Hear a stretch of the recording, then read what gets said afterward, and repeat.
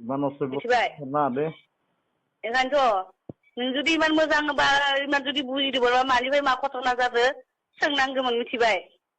लोदैनि बर' जाति बालनि हासुनाय भट लाथो र' दास' बोरै मोनदो खयलायनो बाफाय दा दसे उनाव खयलायना फेसबुकाव लाइभ होनोसै र' कन्टेक्ट नाम्बार डाइरेक्ट होनोसै नों बायदिखौ नाङालै आंनो ओंखायनोथ' लाना फै सोरबायदिखौ नांगो नाङा आखाइ मारिबाय थानो हागोन फै आखाइ मारिनो हागोन मानो नांगौ नों बायदिखौलाय आंनोलाय मानो नाङा मानसिफोराथ' खयनायनि पाग्ला बिराद खयलायनायनि पाग्ला सं नोंहासो नोंसोरासो थान्दाया बारा एनोथ' जोंहा खयलायनो जोंहा फैसा मोनदों नोंसोरबो खयलायनोबा फै मानो थांनो जोंलाय मानो थाङायलाय होमबालाय माथो रेन्दि मानसिखौलाय फन हरदों नोंलाय फेसबुकआव एदावबाय आरो नोंखौ बोरै मोनदों होनना नोंलाय एदावलाय माथो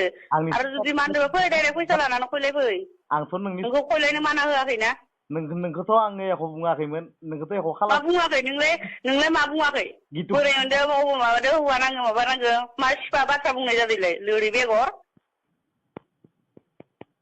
मादारथ' खयलायनो फै रावखौबो गिला दा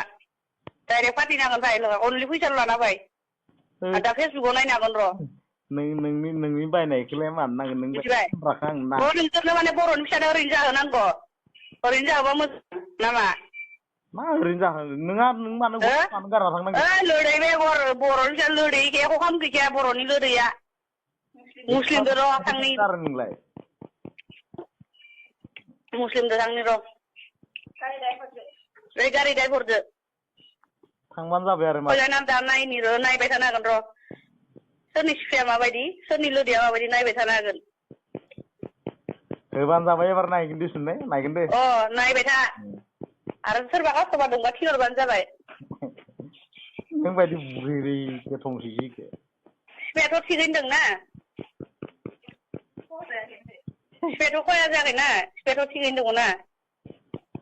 आरो नोंसोरनाव मोजां दंबा लाना फै जाति गुस्टियाव दंबा जुदि जाति बंख'आव मोजां सिख्ला दंबा